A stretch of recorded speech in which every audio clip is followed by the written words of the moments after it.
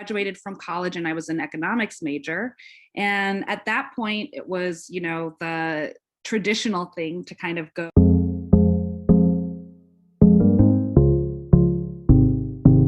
So guys, welcome to How I Got the Job. I'm Vindhya, your host for the day. And as y'all know, this is a show about experiences, especially about career and jobs. We have veterans, starters, and everybody from different fields. So this is all about talking about the experiences that a working professional can relate to or is willing to take, and you can get a perspective about somebody else's life, and through their experiences you can know as to how things will turn out for you. And today we have a very special guest, that's Maya Brooks. So hi Maya, welcome to the show. Hi, if Vindhya. you Thanks were, for having me. if you were to define Maya in three words, it would be products, coding, feminism, and there's one more, that is startups. So four words. So Maya, like today we are going to decode her journey with these four words, and trust me, these four words have a story to tell, and that's Maya Brooks's career journey from transitioning into tech and crushing the patriarchy to now when she's pursuing her MBA from Harvard. It's been one journey that's worth listening to. So I'm elated to talk to her and know more about product management, product development, her startup that funds women startups primarily, and also Coffee and Coded that helps women and empowers women to learn coding. So welcome Maya. Thanks. I'm excited. Yeah, so let's get started. I'm excited to talk to you as well because I myself am an engineering student and I aspire to do something in this field. So it's exciting to get to know from you as to what is to be done and how can we get there. Great. I'm excited. Yeah. So first things first, let's start with the coder thing.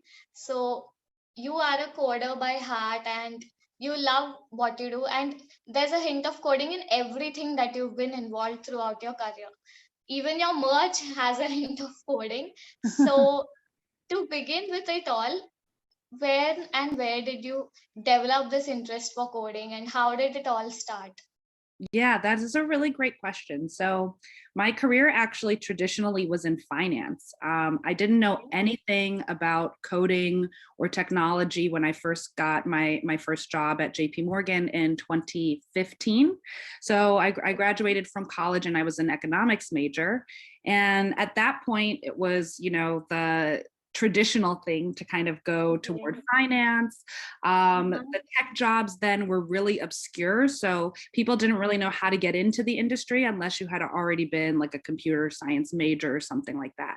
So I started my career in finance. And at the time that I started getting really curious about technology and really interested in building something, I was interested in learning how to code because I was building what started to be the genesis of my very first startup with a roommate of mine. And we were kind of just, in that startup phase of ideating and coming up with different ideas and reading a lot about the industry and about the thing that we wanted to build. And I realized at that time that I wasn't very technical and I wanted to kind of explore what it would be like to really have a little bit more of a technical understanding. So I started my coding journey by taking some part-time courses at General Assembly. Okay. And I did 2 part-time courses there where I learned to code on the front end. I learned HTML, CSS, JavaScript, Node, kind of like the whole kind of like front end stack to make websites. So that was kind of my first introduction to coding. And it really does play a huge role in everything I've done since then. I think that learning how to code really gave me a foundation in understanding how to think logically through a problem and really how to problem solve effectively. So it's a skill that I use all the time. Okay, that's lovely. And like from learning how to develop websites to now where you're a product manager and you're currently developing your next project at Harvard and you're the 2023 batch. So how did that transition happen? Like how different is website development from product development? Yeah, that's a really great question. So I get a question often on if you need to know how to code in order to be a product manager. And my answer is Yeah. usually no, but I'll say that what's really interesting about learning to code is that you become really great at communicating with engineers, and you become Mhm. really, really great at defining and writing out the full scope of a problem, which is something you Yeah. definitely do need as a product manager. So I spent, after I left General Assembly, I Mhm. spent kind of like a year and a half doing some freelance web development and just kind of developing projects for Yeah. various clients. But I realized pretty quickly that I liked coding, but it wasn't what I wanted to do 24/7. I really Mhm. missed the interaction with other people. I missed Yeah. kind of leading a project and kind of being more of like the creative and business mind on something versus like the person who was putting it together. Okay. So I started to transition my career to product management, which has a little bit more of that blend between business and like launching and developing and defining a product and coding and technology. So I shifted my career there and I worked for iFund Women for 2.5 years.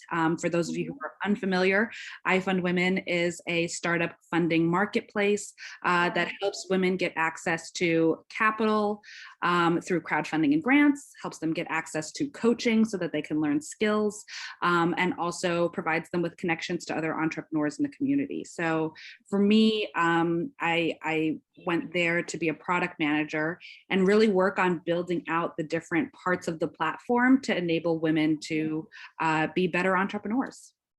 That's lovely. Also, like Maya, considering your entire transition into product management, or even considering you entering the web development field, like you don't have a classic degree or are essentially from this background.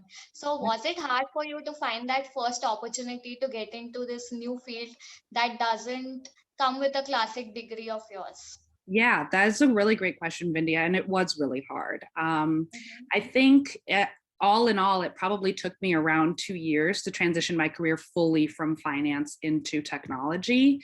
I think one of the best pieces of advice that I give in that process, especially if you're someone who doesn't have a traditional computer science background, there are people looking to hire you, but you have to find them and you have to work really hard to find where they are. So for me, I started by creating a lot of my own experience. And when I say creating your experience, like get involved in projects, track down clients, find people you can freelance for, find people that will give you an opportunity to work on the type of work that demonstrates your skills best. And that will help you build the experience part of your resume so that by the time you get to an interview, let's say with someone, you're really able to show off some of the things you've been working on. So that's my first piece of advice. And then my second piece of advice is to make connections and make as many Mhm. connections as possible. I think all of my jobs since I've left finance have really been through in-person connections that I've made with people in the industry. And I worked really hard to like track those people down. So I would follow people on Twitter and I would be in places where other engineers were, right? Or I would be in meetup groups where other product managers were so that I could meet them and say, hey, if you're looking for anyone who needs an internship or who's looking for a part-time worker, I'm available. I want to work on this type of project. And that's really the best way to get into a field or break into a field when you don't have traditional experience. Mhm. And also, like during the initial years or during the initial months or days, did you like balance both finance and tech for a while so Yeah, that you have something to sustain you financially? yeah. So get really, really real about finances, right? Transitioning a Yeah, job is a risky move, right? It yeah, takes a yeah, lot of planning and time, and not everybody can afford to just like quit their job and decide to look for another job. So yeah.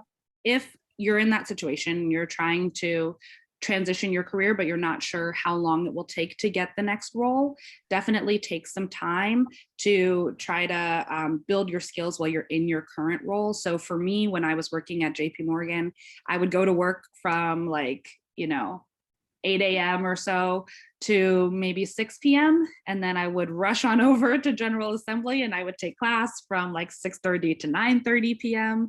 I would go home, I would do my like, coding homework for the night, and then I would pass out. So I think there's definitely a period where those overlapped a lot. But the learning that you do, like, especially as a coder, never really ends, right? The learning that you're doing, keeping up your skills, doing side projects, those types of things should always be built on top of your like 9 to 5 job, so that you keep your skills fresh, and you keep yourself curious about what new things are happening out in the industry and in the landscape. So I would say the learning always continues, but definitely if you're gonna leave your job, make sure that you save up probably 6 months of rent. I saved only 3, and 3 was not enough. So definitely save about 6 months of rent before you move anywhere. Okay. Also, now coming to your product management career, how did I Fund Women happen? Like, was it your first experience with product management, or did you do something prior to that in this field? And what was this company's charisma that attracted you, and what was about this company that made you work for them? Yeah.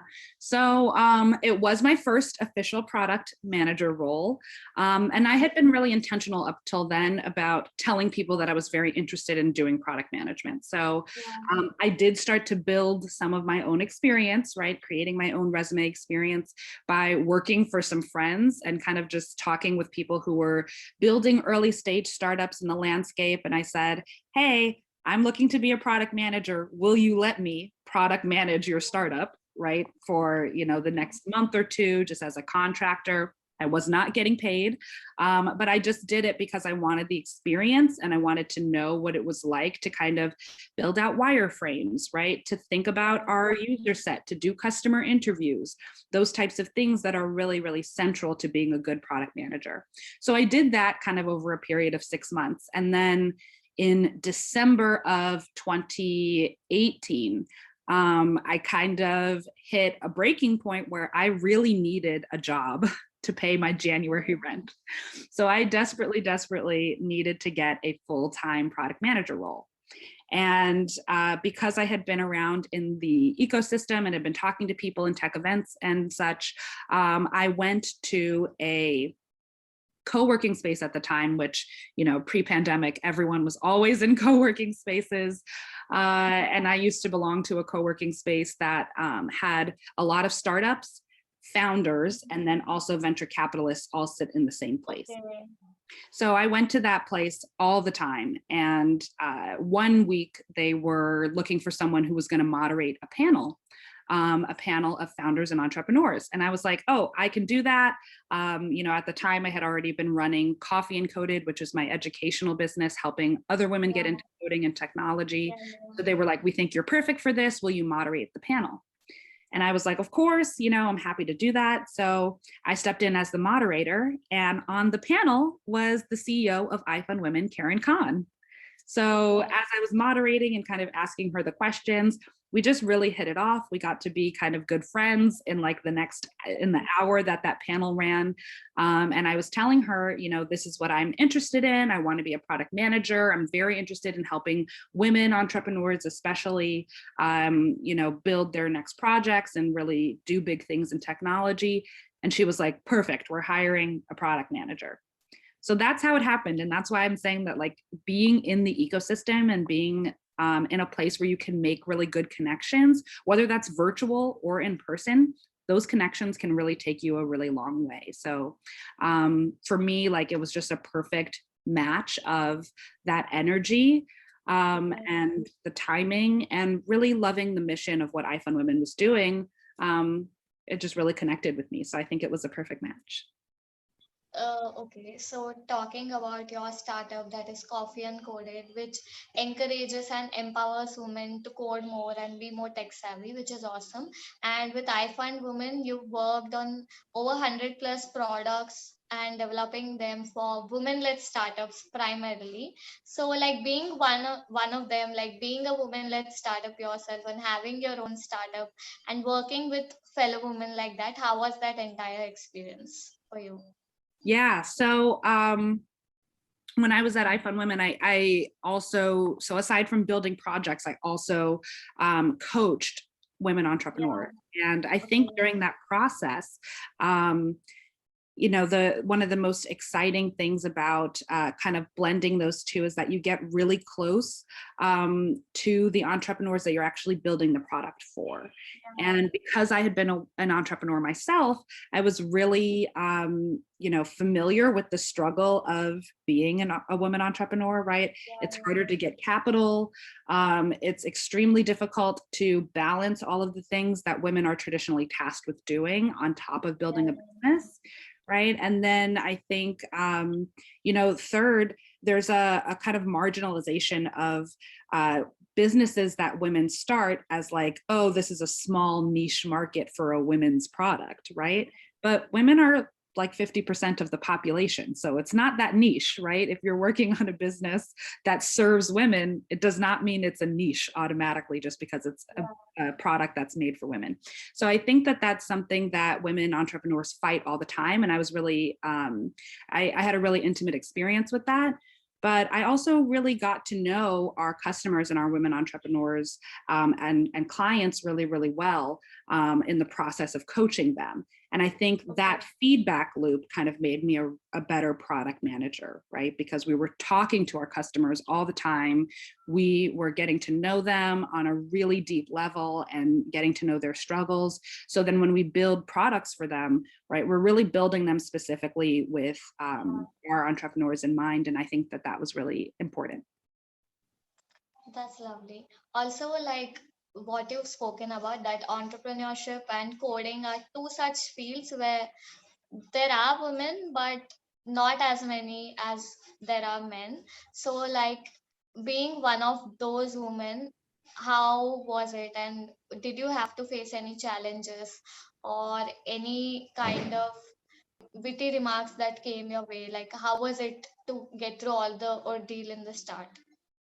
Yeah, I think one of the biggest things that I had to fight, I think, especially as I was learning how to code and really entering that space, is that people automatically kind of disbelieve that you're in the space as a Yeah. technologist. And I'm sure you can relate. I'm sure like several people out there can relate that like if you go to a developer conference or you go to, you know, a hackathon, people are kind of like, oh, what are you here to do? And I'm like, well, I'm here to code.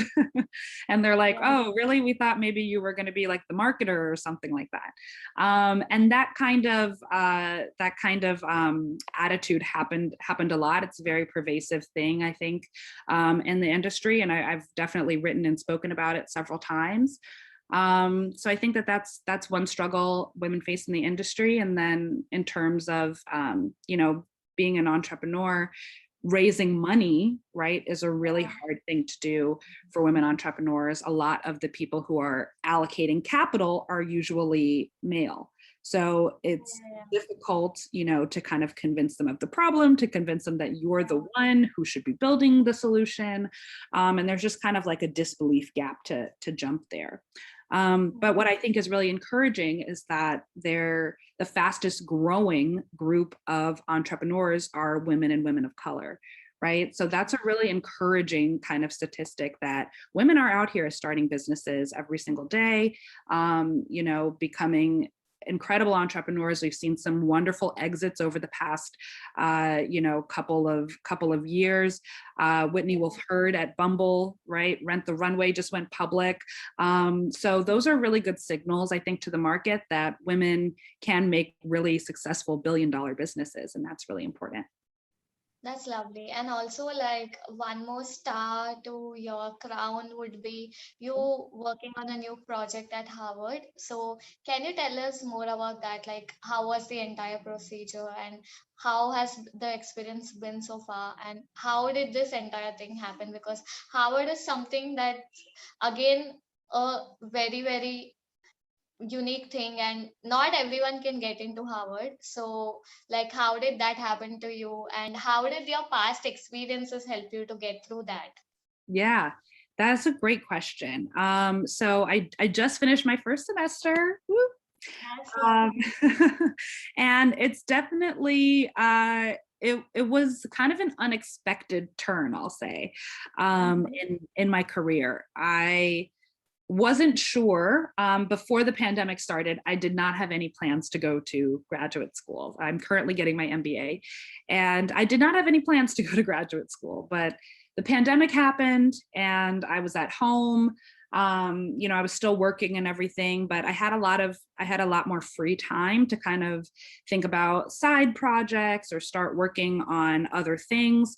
And it started to cross my mind like, okay, what is the big thing that I want to do next, right? What's the space that I'm interested in next? What do I need to get there, et cetera. And for me, I really wanted to start exploring blockchain and cryptocurrencies. So that's what I'm into right now. My next project is going to be built around blockchain, crypto, and kind of like privacy user rights. So that's something I'm really interested in building on.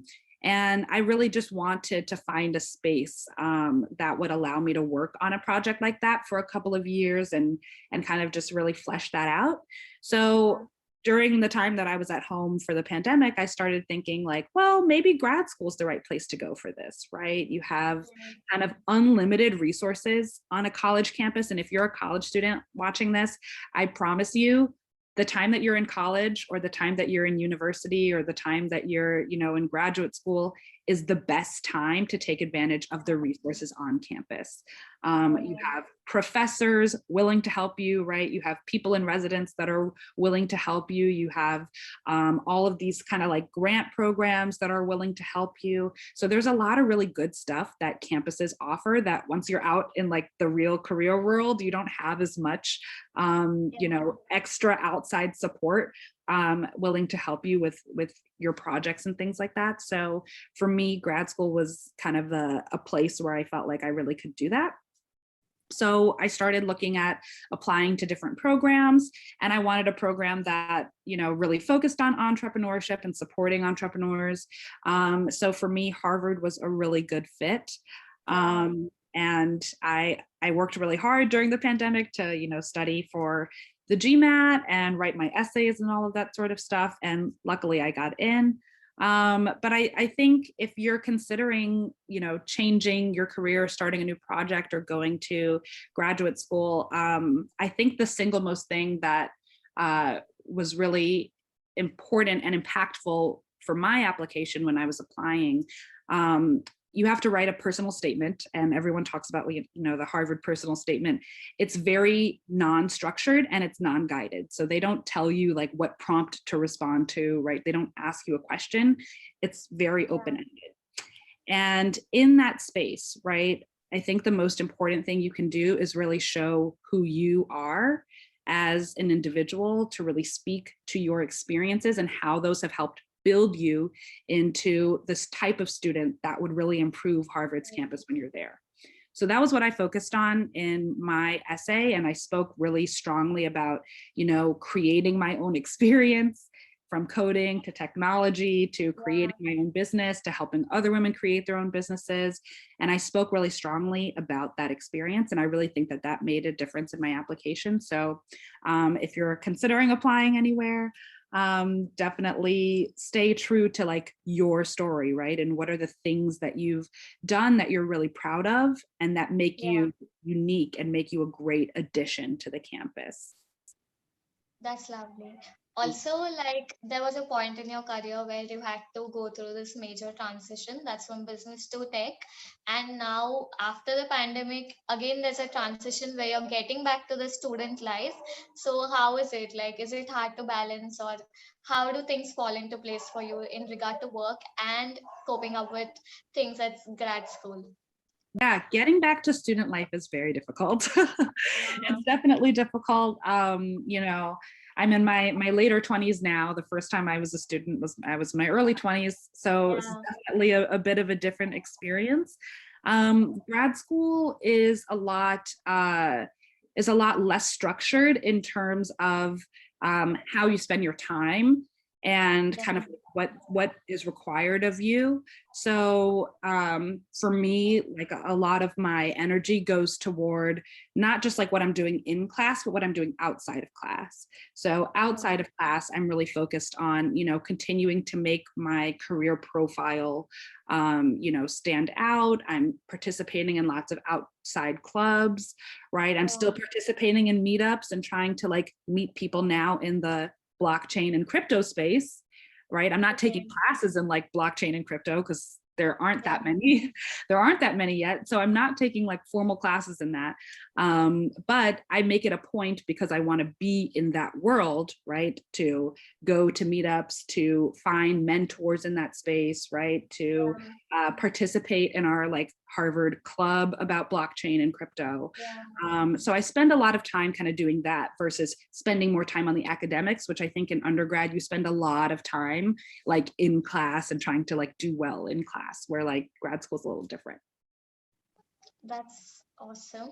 Yeah. So, like, from fighting patriarchy and crushing it down in both your professions, and now when you're going back to Harvard, like going back to studies in your late 20s, and that too, like, to Harvard, which is probably difficult for people in the early 20s whose only goal is that. But you've been balancing a business, you have a career, and now you're going back as a student. So I think you're the perfect woman to answer this question.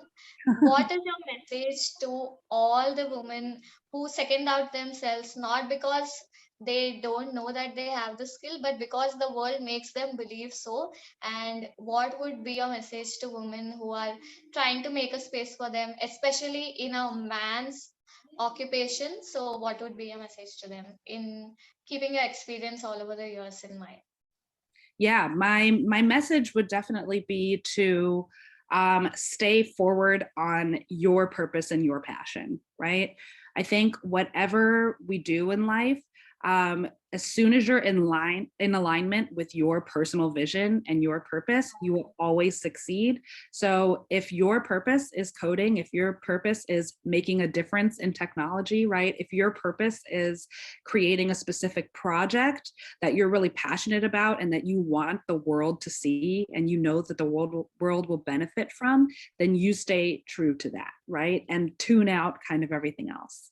So that's my first message. And my second message, which I'll reiterate from earlier, is like really create your own experience. Do not wait for people to give it to you or to, hire you or any of those things. You go out, you hire yourself, you find some projects and you join them. I think that is a really, really important aspect. And it's the thing that's taken me farthest in my career. That's lovely. Also, like with all of your career experiences and your experiences with building products on various startups and your experience with your own startup, like what would be your go-to guide, or if you had to break it down to 3 to 5 steps, what would be those 5 steps you would advise to someone who's probably looking out to transition from one field to another, or to follow their passion apart aside from their profession? So what would be your 5 blockchain steps for somebody who can follow and go into a profession that they've always been interested in? Wow, that's a great question. I think the first step you should take when you are starting a new job or you're kind of trying to transition to a new field would be learning, right? You want to learn as much as possible about what it is you're interested in. My favorite learning tools are like podcasts, right? YouTube courses, Udemy courses, right? And I have like in my Instagram a full list of like places you can learn to code, but those resources also have a lot of classes in other subjects. So if you're interested in like product management or UX design, learn, right? Just like listen to people who work in that field, ask them about what it is they build all day, what do they do, that sort of thing. And I think that helps build a really like good interest. Second, I would say narrow the focus, right? So at first you might be like, oh, I'm really interested in a job in technology. Awesome, right? technology is a really huge field. So like, Yeah. what in technology do you want to do? Why, right? What's really interesting to you? Do you want to work on, the future of work? Do you want to work on autonomous driving? Do you want to work on an artificial intelligence project? Are you really interested in consumer apps, right? Narrowing that focus will really help you determine what steps you need to take to move into that field. Third, building the network. So you're going to be focusing really strongly on meeting people who work in the field, showing up to the meetup groups for the people who work in that field, right? Tweeting and participating in like communities formed around those groups.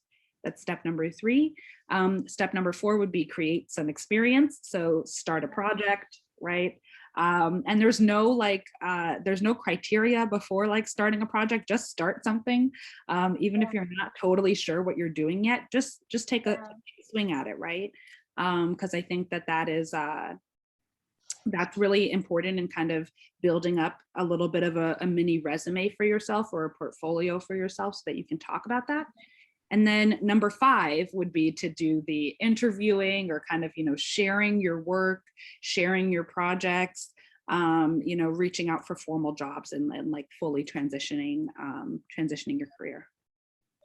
Like listening to you, like there's a saying that goes around here: start walking and the path will make itself. And Yeah. probably to sum all it up, that's the perfect quote to sum up your career or describe it. Like you started walking and the path has been building itself ever since. Yeah. And as we know, the rest has been history ever since you switched careers from finance finance to tech. So last question of the day would be, now that you look back at your career and reflect and walk yourself through all the experiences that you've been through, what's the one lesson that you've learned and something that has stuck by you since day one? Oh, wow. I think that is a really good question. Over my entire career, I think the best lesson, and maybe something I would tell everyone to build as a skill, I think as you're moving forward, is to be really good at listening. To be really, really good at listening. I think earlier in my career, I was probably better at talking and not as good at listening. And one of the skills that I've kind of like been really focusing on in the past, oh my gosh, I guess 6 years of my career. The past 6 years of my career has really been on listening to what customers want, listening to kind of what communities want, right? Listening to who the people I serve, what they want, and like really just kind of honing in on where the directions are going, right? And then how can I add to that? How can I mold that? How can I shape that into something that really benefits me? So I think listening is one of those like really, really key tools. And if you listen closely enough, you will find something that is really interesting, and that will kind of guide you toward your next step. That's lovely. So, on this note, we come to the end of our interview. And so, guys, it was a lovely chat, and I had a fun time talking to Maya and walking through all her experiences from herself. And it was great to know your story. Like, it's definitely one of a kind and very different from what a lot of women's careers look like transitioning and being into occupations that essentially aren't very woman friendly or aren't still considered as professions that women can do as good as men can. So it's been lovely talking to you, Maya, and I'm wishing you all the luck with Harvard and your upcoming projects and all the dreams that you wish to achieve. And so, guys, if you like this interview, let us know about whom we should interview next. And also, let us know what was the favorite part of this interview. And if there's any message that you would want to drop to Maya, you can drop it in the comments below. And all her links are in the description. You can go and check out her work and follow her because, as mentioned, she also guides women, especially on coding, and she runs a program on that. So you can check out all the details in the description below. And before I take your leave, Maya, it'll be great if you can appeal to our audience and take the vote of thanks and sign off this interview in your style. Oh, well, thanks everyone for listening. You can follow me at Maya Talks Tech on Instagram or Maya Talks Tech on Twitter. And thanks, Vindhya, for having me. I really enjoyed it.